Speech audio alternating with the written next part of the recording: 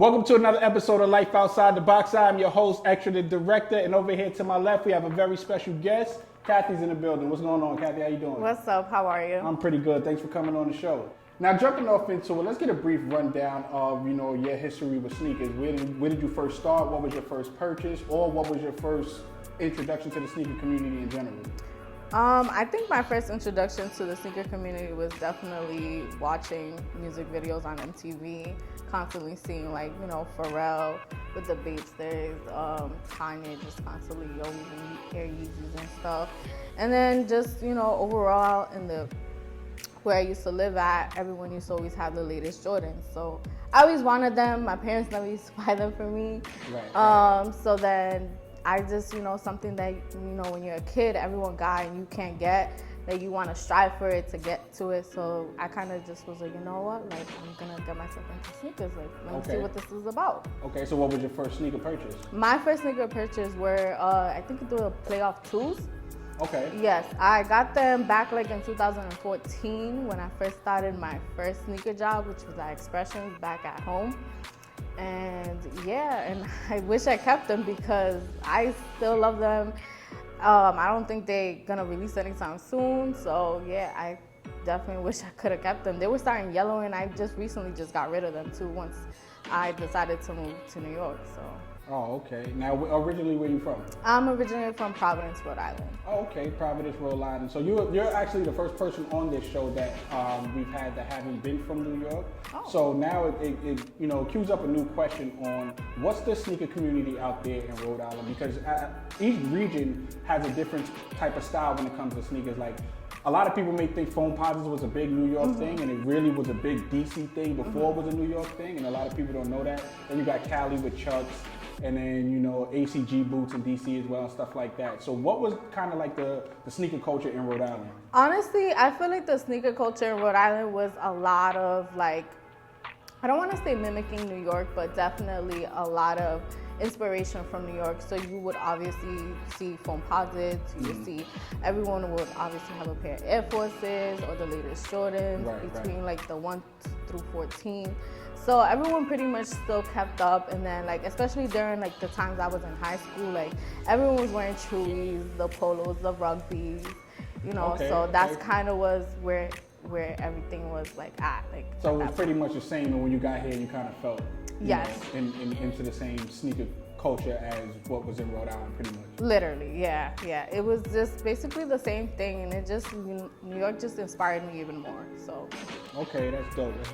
So now, before we get into the sneaker that you bought, let's get into the sneakers that you have on now. It's a very different style. They look a little Converse-y.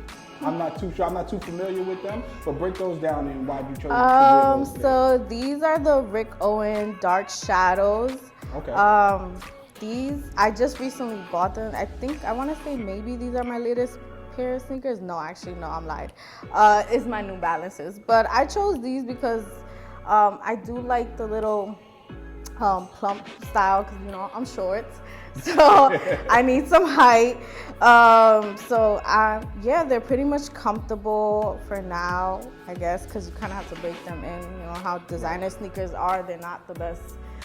Shoes to just wear off the bat, but I definitely, they go with everything. I like them, and they're in style right now. So okay, now is that your go-to? Let's say you're going out, and you're gonna throw some sneakers on. What's your go-to for when you step out? Do you usually go with a Nike and a Jordan, or do you like to branch out to other genres of sneakers? Honestly, when it comes to going out, because I feel like now I'm more an adult, and you kind of just can't be wearing Jordans to go out all the time.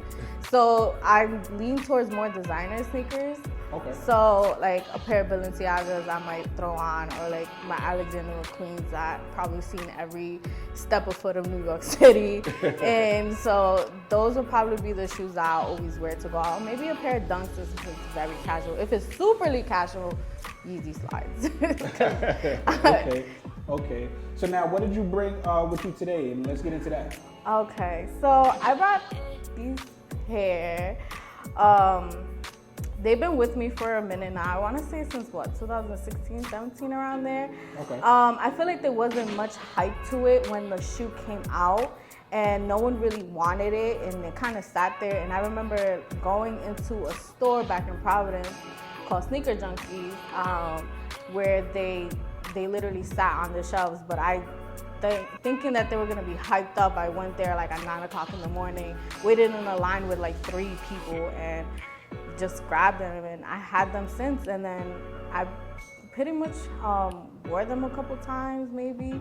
I wore them once to a concert, to A$AP Ferg and Playboy Cardi concert, and that's when everyone was like, damn, this is fire, like, damn, I should have gotten those, damn, they look so good. So the sneaker that was slept on. Yeah, and it's just like, and like, mind you that now, like on Go or StockX, you see the shoe for like $600 a band.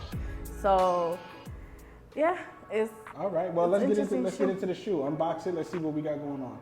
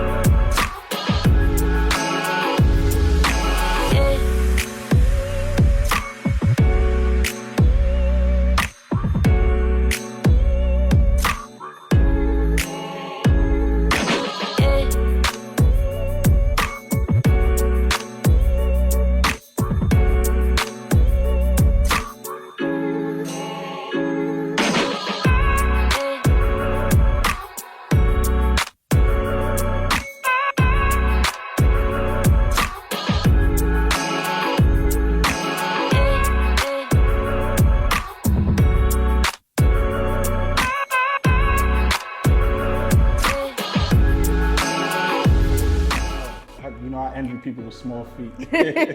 Tiny ass feet. So yeah, these are the top 3 ones. I want to say they released back in November 2016. And yeah, they haven't been re-released after that. I haven't seen anything close to it.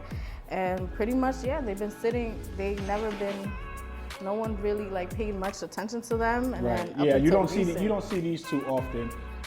These are one of those that would have probably sat on the shelf for a while until somebody famous wears them, and they're like, oh yeah, I need those. And now the price hikes up on StockX or Flight Club or something like that.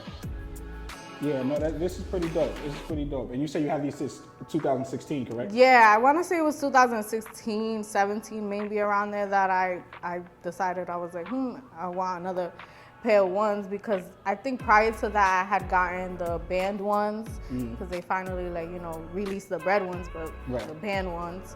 And then I think after that, or in between those, I got the royal blue ones. So, okay, dope. Sticking with the ones. Dope. So now before we get out of here, give me your top 5 sneakers in your collection.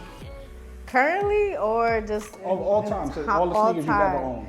So, I mean, I'm gonna go with the fan favorite, which is the Cement 3s. I've had 2 pairs of those.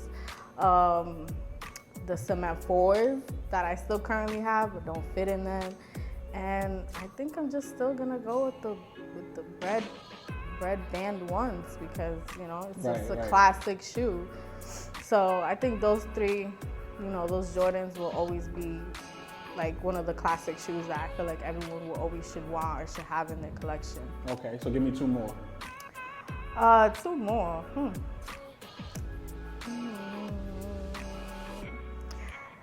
I used to have this in my collection, but the Infrared 6s.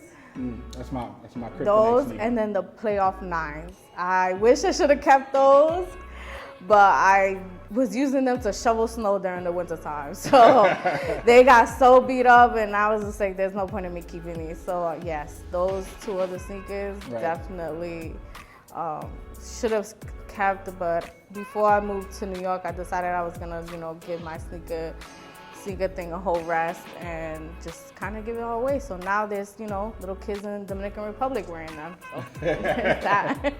Very dope, very dope. Well, I want to thank you for coming on the show. I really appreciate it. Thank you for bringing these here. Like you said, you don't really see too many people with them, so to see them again is a pleasure to see these again.